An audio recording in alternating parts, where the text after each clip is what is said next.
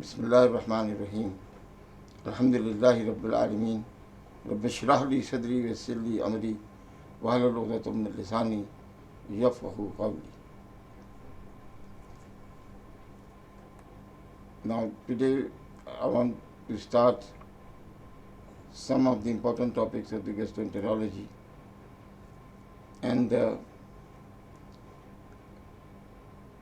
prime, or rather the cardinal manifestations of the GI diseases are, that there are nausea and vomiting, or hematemesis, or epigastric bloating, epigastric fullness, and abdominal distension, and abdominal enlargement, pain, tenesmus, colic, and constipation, diarrhea, or blood in the mucus, and blood or mucus in the stools. These are some of the cardinal manifestations of the gastrointestinal tract. Remember also, one of the most important points regarding any system are what we call the red flag signs. The red flag signs of the GI tract are the hematemesis, the melena, hematochezia, fresh blood in the stools, and persistent abdominal pain, tenderness in abdomen, severe tenderness in abdomen, and loss of the weight. These are the red flag signs of the GI tract. The investigations are manifold. One is the routine investigation, so-called, related to the GI tract, is stool RE examination, routine examination, or urine, that is the stool detailed report examination, stool DR. Now this is the basic investigation, and it is most informative investigation, and its yield for the detection is more than 40%. The other investigation too are the X-ray in abdomen, ultrasound abdomen. You can do the contrast studies of the barium. You can do with the what is we call as for the biliary tract is concerned. You go for the ERCP or MRCP investigations, CT abdomen with contrast, and you can do the specific examinations related with the malabsorptions. In most of these cases, an endoscopy, upper GI and the lower endoscopy are done nowadays, and siding behind the other investigations. I'll say again, the importance of the stool RE is still there. They are doing in North America, in the Europe also, and you can cut down the budget of the patient by this simple examination. By this simple examination, lot of information can be collected. A scenario is given just for the importance of this examination. A 40-year-old farmer, known diabetic on drugs, developed abscess on the foot.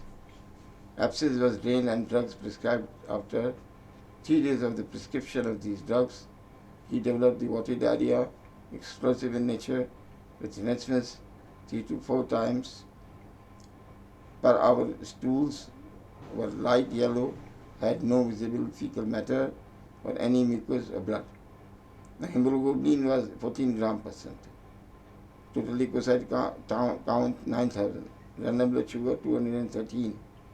The highest high. He is non-diabetic, although it is higher on the higher side, It's normal nowadays because of the patient who is known diabetics can keep the sugar level 180 to random to 180 to 220. Now sodium is 134, which is slightly lower than 135. And hyponatremia mild, very mild. Potassium is 3.4. But here potassium 3.4 means that it is, although 3.5 is normal, but it's very significant potassium in comparison with the sodium is concerned. So he has the hyponatremia with hypokalemia. Chloride is normal, 1 in 7. Bicarbonate is slightly alkaline side. It is therefore related to the history. It is metabolic alkalosis. Ultrasound abdomen was normal. The questions asked, what are the likely causes of diarrhea? There are many things which are helpful in the differential diagnosis. Number one, he has a diabetic diarrhea. It may be the drugs which can cause diarrhea with prescription for the diabetes drugs. And the abscess of the foot can cause the parental type of the diarrhea, and the antibiotics given for 3 days, antibiotic associated diarrhea.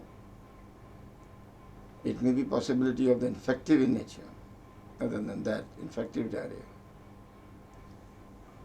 Which important investigation is missing? Yes, of course, the stool RE was not done. It should be done.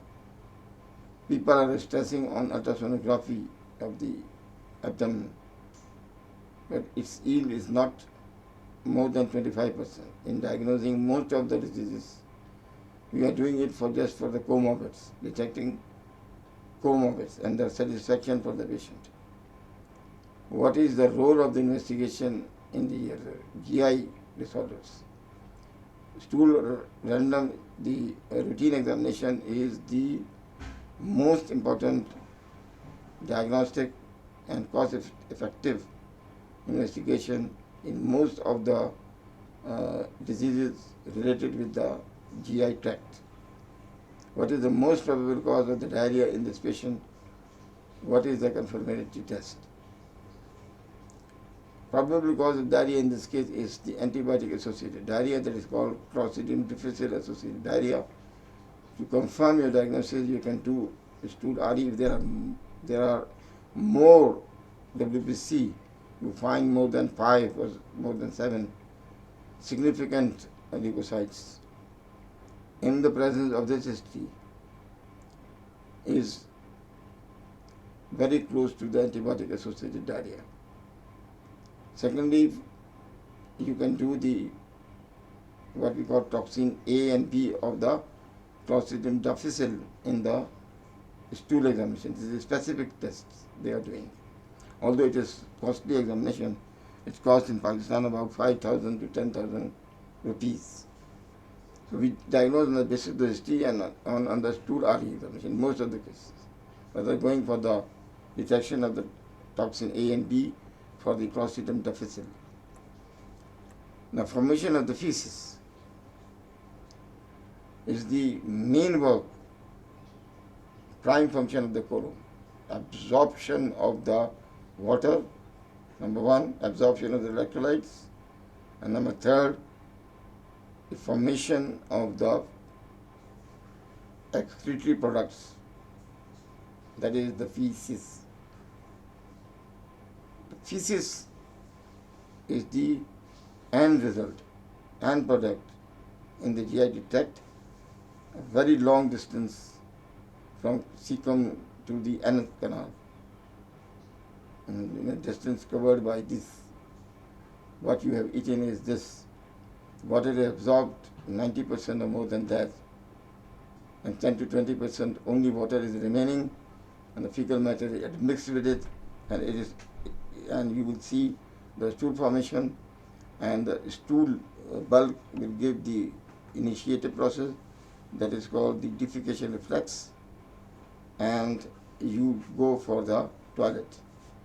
And defecation occurs in this manner. This is the fluid regulation of the GI tract. Now, how much fluid is been secreted inside? Not intake, it is inside. The fluid and the drink. This is the first one. Usually we drink 2 liters of water in most of the cases, although actually in the winter it is 30 to 35 ml per kilogram body weight, and in the very hot weather it is 70 ml per kilogram per day is required. The saliva is 1.5 liter, gastric secretion is 1.5 liter, the intestinal secretion is 2 liter, bile from the liver is 1 liter, pancreatic juice is 1000 ml, and mucous secretions in the intestine or mucous secretion in the colon is 200 milliliter. So if you add this thing, 1 plus 1 plus 1, 3, 5, 5 it is 7, 7 into 9, 9.2 liter, and fecal matter you add 150, it is 9.35 milliliter, the ml, liter, sorry. It is rather very near to the 10 liters. Whole, if you add whole, which is coming out, all secretions are absorbed. Only 10 to 20% of these secretions will come out in the stools. Actually, the amount of the stool per day in the urban areas, it is about under 200 gram. And in the rural area, it is 300 gram. It is the amount, means weight of the stools we decide. And these are the recommendations of the American College of Gastroenterology as well as WHO regarding the amount of the stool per day. If more than that, it is called diarrhea. If less than this, it is constipation. Specimen collected and it should be transported as soon as possible in 1 to 2 hours to the lab, where the specimen will be handed over. First of all, you should understand the component of the pieces. An average diet, balanced diet. Water is 75% of the total weight, solid 25%. Cellulose or other indigestive fiber will be variable. If you are living in the rural area, you are eating more vegetables and more fibers than the variables. Definitely, these fibers are not absorbed. And cellulose and the other indigestive fiber, chlorophyllic type of the fiber, depends what type of the meat you are taking. Bacteria, 5% of this, that is coliform bacteria. In organic material, mostly the calcium and phosphorus which are excreting in the stool is 15% of the total weight. So you are losing calcium and phosphorus, but not potassium and not sodium. They are all absorbed in the intestine, large intestine. The fat and the fat derivatives, depending how much fat you have taken, is 5%. Remember this composition. Water, 75%, solid, etc. You can understand the interpretation of the stool examination. Specific examination can be done in the microscopy with this. Stool cultures on request, over and parasitic examinations in the light microscopy or the high microscopy, rotavirus immunoassay, fecal leukocytes. Osmotic type of a diarrhea, you go for the microscopic fecal fats, or 24-hour collection of the fat, or muscle fiber detection, or qualitative fecal fats. That is, I have told you, the trypsin screening and the microscopic fecal fats, muscle fiber, quantitative fecal fats, Trini test. If you go for the qualitative fecal test or quantitative fecal test, Trini test, and which is the xylose tolerance test and the lactose intolerance test. Some of the persons, they are also doing the other examination as well in these cases. The detection of the toxins, for example. They are specific examination of the stool. They are not doing in the routine examination. Now, stool RE or DR examination. Naked eye appearance of the stool, appearance of the feces, color of the feces, odor of the stools, chemical analysis, some of the serological tests if ordered, and microscopic examination. The naked eye appearance of the stool is Bristol stool chart, which is asked by the patient, because he cannot tell the morphology. The morphology is told by seeing this, like this separate hard lumps like, or sausage like, or specifically the sausage or snake, smooth and soft, type 1, type 2, type 3, type 4, type 5, soft blobs, thin out edges, type 6 is fluffy pieces with right edges, and type 7 is watery, no solid pieces, entirely liquid, hardly you see any fecal matter. This is absolute diarrhea, watery diarrhea. And appearance of the feces, that is color. The color is the importance. If you see your stools, if it is black, it's upper GI bleeding, iron therapy, or charcoal or bismuth. Red color, lower GI bleeding, beets and the food coloring, rifampicin coloring chemical. It is definitely a drug which you use in tuberculosis.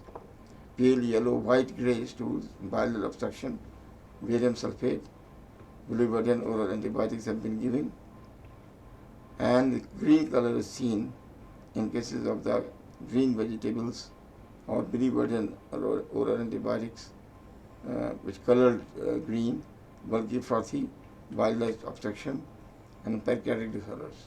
Frothy stools and bulky stools, they are malabsorption, ribbon-like mucus, blood streaked mucus, indicating the colitis or dysentery or malignancy or constipation, possible causes. Remember the terminologies. Terminology is that melena is the black colored stool. It indicates the upper GI tract bleeding. And melena means that the color is black, shining, it is offensive. Mostly it is very, very offensive, rather, I will say. And more than that, you will see in the melena, this is the definition of the melena, it indicates the bleeding is less than 150 ml, not more than 150 ml. If it is more than 150 ml, and you can say about 350 ml or rather around it, it will be hematochezia, that it is red color stool. It indicates the lower GI bleeding, mostly. And fresh blood from the stool is indicating the most part of the colon, that is colitis or dysentery or malignancy or constipation causing the anal fissure or anal ulcers or rectal ulcers, fresh blood, or in cases of piles, you will find the absolute blood, reddish, fresh blood. So it depends upon what you have eaten actually. If you are asking the color of the feces to the patient, what type of the diet he has taken, is written in this presentation. I don't want to discuss in detail. Now, terminology we use is steatorrhea. Steatorrhea is the type of the diarrhea in which mostly the lipid content is gone. It is 90% or more than it is unabsorbable, not absorbed from the intestine, small intestine, and it is which cause definitely the osmotic type of the diarrhea in this patient. And it will look at a very, very large amount of the stool is passed. Is one thing. Secondly, another type of the problem which is called STOOL, tropical stool. This is again there are three basic components of the diet, that is carbohydrates, fats and proteins. If two of the components they are not absorbed, it is known as a stool. You can detect it, of course, by your examinations and by the history taking. You can detect whether it is steatorrhea or it is stool. Both are not similar terminologies. They are different terminologies. The odor of the stool, definitely it is a bad thing to say about the odor, because very offensive stools are seen in cases of the melena, I already said, in the malabsorption syndromes, very offensive stools. Or those patients who have taken the sulfated type of vegetables, hydrogen sulfide will be formed, and it will be, the feces will come out with flatulence, and there is a lot of, a bad odor in the toilet. Chemical analysis is done with the pH analysis, urobilinogen, stercobilinogen, occult blood. Although they are not doing pH analysis, urobilinogen, stercobilinogen. Yes, specifically you have to write occult blood. Otherwise, why they will not do it? You have to save the money actually. The thing is that you are not doing according to the recommendations. They are charging for it. If you want to see how much stercobilinogen, urobilinogen, you have to write it down on the piece of the paper separately. Actually, it is weakly alkaline, neutral. It is stool pH. And depends upon what type of the meats you have taken. This is the important point. And the breakdown of the protein changes in the bacillary dysentery. This is alkaline type of the stool. The amoebic dysentery, where the very, very small ulcers are formed, and it is the amoebic dysentery, the pH will turn out to be lactic acid, because lactic acid is more formed with the carbohydrate breakdown in amoebic. In amoebic dysentery, the alkaline pH, the pH will be acidic, and in cases of the bacillary dysentery, it is alkaline. So this is importance in the dysentery is concerned. There are a lot of other points you can detect by your history taking and by the examination. Lactose intolerance, definitely a lot of lactose will come out and lactic acid will be produced. And highly acidic type of stool will be detected in children who has got lactose intolerance. Stercobilinogen is usually 25 to 12. It will cause the coloration. You see, it is brown color, light brown in color. Urobilinogen will convert into stercobilinogen. About 10% of the urobilinogen will be converted into stercobilinogen. It is the coloring agent. And rest of the urobilinogen or urobilin will be absorbed again in the same fashion of the portal circulation, and it will come out in the urine as a urobilinogen or urobilin. But stercobilinogen is actually the end product of the bile. It is usually 25 to 22 milligrams. It will give the color to the stool, and feces is dark brown in color. If it is more stercobilinogen, darkness will be more. In cases of the formation of more stercobilinogen is seen in hemolytic anemias. But if the blockage occurs, the clay colored stool occurs, because there will be hardly any stercobilinogen. The clay colored stool are seen in cases of the biliary obstruction, because there is no stercobilinogen. Chemical analysis will be done for the occult blood. Is Guanic test or the benzidine test. This is the test which should be done for all American people per year If it is positive, they will do the endoscopy. If it is negative, they will postpone it for another year.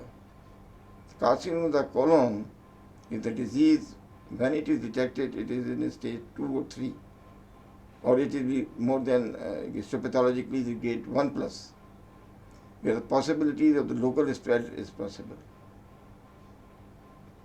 So if you can detect the disease in a very initial stage, you go for the colectomy, and the patient survival is much more after it. So it is the screening test actually. I order it usually in the cases, mostly where there is a prolonged history of pyrosis or the distension of abdomen, pain in abdomen, etc. I will write it separately, stool RE plus occult blood, and it will give the clue. My occult blood, like I said, this bleeding is actually it's more than it should be less than if it is 150 ml, up to 2.5 ml. Even it is the occult blood can be detected. I will say it should be more than 2.5 ml to the 100 milliliter of the blood is losing. You cannot detect it directly because you will not see anything in the stool. If it is less than 150 to 100, the color will be changed absolutely black. So occult blood is seen usually is more than 2.5 ml, hardly any, very, very small bleeding can be detected. But remember that in intestine, the oxyhemoglobin is converted to hematine and porphyrins. In the intestine, definitely they will convert it out. Only hematine gives positive. Hematine is not absorbed. Porphyrins may be absorbed, but it will not absorb. And it will react with a guanic agent or a benzodine agent, and it will become positive. Or hematine falsely may be positive, indirectly. Like those people who are taking the excessive iron previously, or who are, doing the forceful nose blowing, or they are cleaning their teeth with a hard toothbrush, bleeding occurs in the gingivitis, etc. And this is cause the false positive result. So you have to tell the patient that please do not go for the brushing, light brushing only. Do not take any iron or iron-related agent or any metallic agent. For example, the patient is on the minerals, vitamin B complex with the minerals, it will again become positive. Occult blood can also be positive in those patients you have given the ascorbic acid. False positive it is.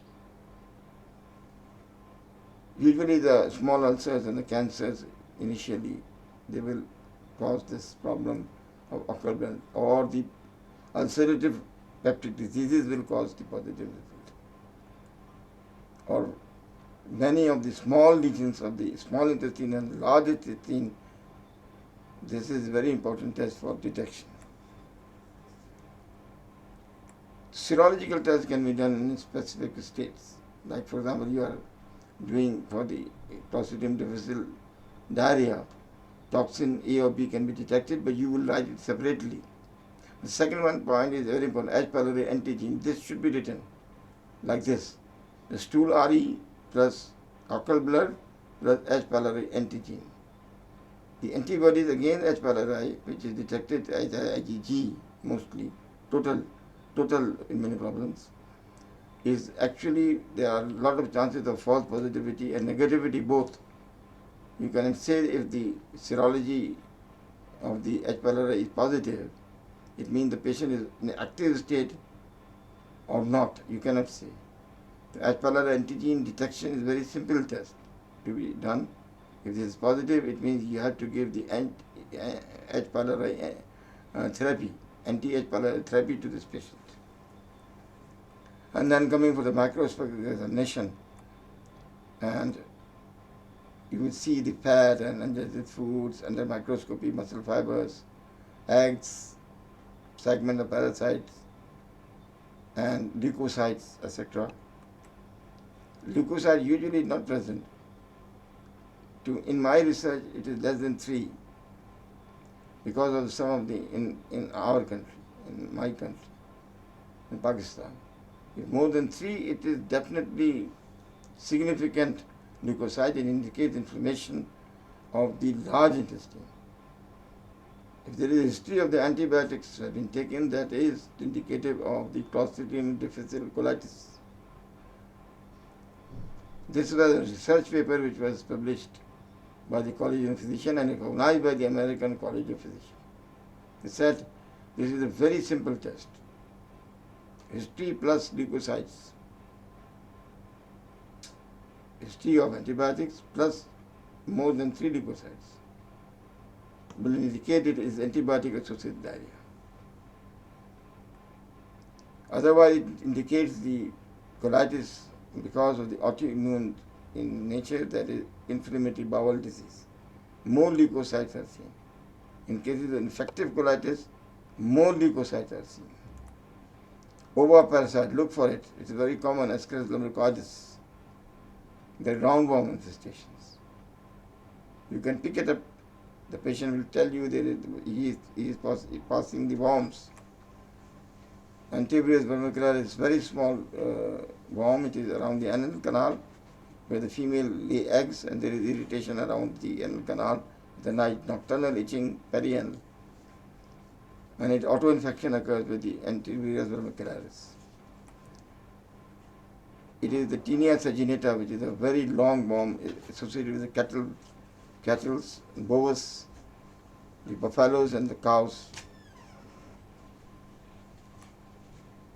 This is the Diphobosum latum, the fish tapeworm. And in those zones where the fishes are the main source of diet, it is possibly that they can have the Diphobosum latum or fish tapeworm infestation. Look the size of this worm. Cystode it is. But Enclystoma duodenale is a very small worm, or it is the duodenale or Enclystoma americanus. Both these worms are sticking to the small intestine. They are absorbing because of the anticoagulant. They have producing enzyme which act as an anticoagulant response in very small amount of the blood. Hardly it can be picked by occult blood even. You can't do, occult blood may not be positive. So they are just absorbing your blood from the intestine. So they are blood eaters, you can say. And a patient going anemic and anemic and anemic. It is said that the 0.05 ml per worm for the Enclystoma duodenale. There are a lot of worms, it may be thousands. Multiplied by 0.50 ml per worm, it means that it is more than 5 ml, 10 ml per day you are excreting the blood in the urine, in the stools. And ultimately the result will be anemia, microcytic hyperchromic type of anemia. It can be detected by the worm or by ova of the Enclystoma duodenale. Antistoma steroidica trophozoite is active infection, or cyst, it is of cyst passers, chronic carrier. It's the same fashion, the Giardia lamblia, very common in Pakistan, trophozoite. Look the cilia which are there, ciliated type of thing. And the Giardia lamblia cyst is a chronic lamellary infection we usually seen in Pakistan. Hardly 30% are normal according to the WHO studies in the tropical zones of India and Pakistan. And it is a very common cause. If it is active infection, it will cause malabsorption, excessive gas production. And people do not think of this Giardia lamblia even, because it is missed by the microscopist even. Stool RE examinations, microscopy should be done in 3 to 4 areas of the stools you picked up. Usually they are not doing like on the what is recommended by WHO. So these are the some of the importance or factors related with the stool RE examination, which is a neglected examination in most of the cases. People don't think to write it down. The physician don't think to write it down because I have said it is most important investigation.